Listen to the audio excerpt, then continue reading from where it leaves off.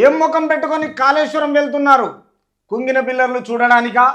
Chinna Reddy BRS నాయకులు ఏం ముఖం పెట్టుకొని కాళేశ్వరం ప్రాజెక్టు సందర్శనకు వెళ్తున్నారని రాష్ట్ర ప్రణాళిక సంఘము వైస్ చైర్మన్ డాక్టర్ చిన్నారెడ్డి ప్రశ్నించారు. అధికార పార్టీ క్లియర్గా ఏంటంటే మీరు ఏ రోజుకినా ఎవరిని అనుసరించకుండా అప్రూవల్ తీసుకోకుండా ఏ ప్రాజెక్టుల పైనైనా ఏ ఆఫీసుల పైనైనా మీరు చేసే కార్యాచరణ మీరు చేసే ముందు జాగ్రత్త తెలంగాణ రాష్ట్ర ప్రజల్లో ప్రతిపక్షానికి ఆలోచన చేయకుండా నియంత పాలన నిజాం సర్కార్ లాగా 300 సంవత్సరాల కింద చేసిన ఔరంగజేబ్ టైప్లో మీరు చేశారని రాష్ట్ర ప్రజలు అంటున్నారు.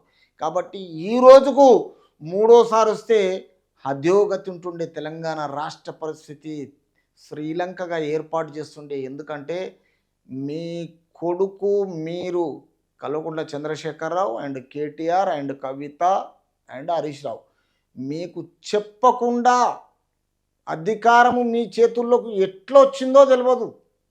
ఆ కాంగ్రెస్ పార్టీ సోనియా గాంధీ ఇచ్చింది మాత్రం కరెక్టే, బలిదానాలు అయిపోయినాయి కరెక్టే. కానీ ఈ ఎంప్లాయీస్ వల్ల అనుకోకుండా గుడ్డిగా మీ చేతిలో వచ్చి పడ్డది కాబట్టి కోతికి కొబ్బరి చిప్ప దొరికినట్టుగా మొత్తం 10 సంవత్సరాలు సర్వనాశనం చేసిన మీ బీఆర్ఎస్ పార్టీ మొత్తం ఈరోజు చూపించకుండా జనాలను అధోగతి పాలు చేశారు తెలంగాణ రాష్ట్ర ప్రజలు. ఎక్కడ 70 కోట్లు, ఎక్కడ 7 లక్షల కోట్ల రూపాయలు అప్పు చేసిండ్రు. తెలంగాణ రాష్ట్ర బడ్జెట్ ఏంది, ఇన్కమ్ సోర్స్ ఏంది, ధరణి ఏంది, ల్యాండ్ ఏంది, ఇంత బ్రహ్మాండంగా ఉన్న తెలంగాణ రాష్ట్రాన్ని కుక్కలు చింపిని ఇస్తరాకు చేసారు. అబ్బాబ్బాబ్బా.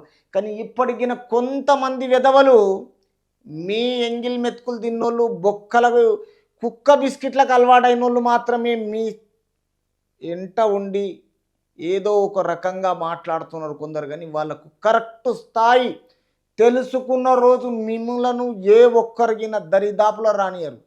కల్వకుంట్ల చంద్రశేఖరరావును ఏదైతే కొన్ని సంవత్సరాల నుంచి సరి అయిన నాయకులు రాజకీయంలో దరిదాపులో రానియలేదు. ఏదో రెడీమేడ్ పరిపాలన వచ్చిన తర్వాత నీ మాట వేరైపోయింది, నీ స్టైల్ వేరైపోయింది, నీ పరిపాలన వేరైపోయింది, నీ నిజాం సర్కార్ పరిపాలన అయిపోయింది. ఎల్మా నీ పర్సంటేజ్ కన్నా అందరినీ దొక్కి నీకు నచ్చిన వాళ్ళని పెట్టుకొని నీ హెల్మా క్యాస్ట్లో అందరినీ 1079 మందిని రిటైర్ ఆఫీసర్లను పెట్టుకొని సర్వం దోచేసుకున్నావు చంద్రశేఖరరావు.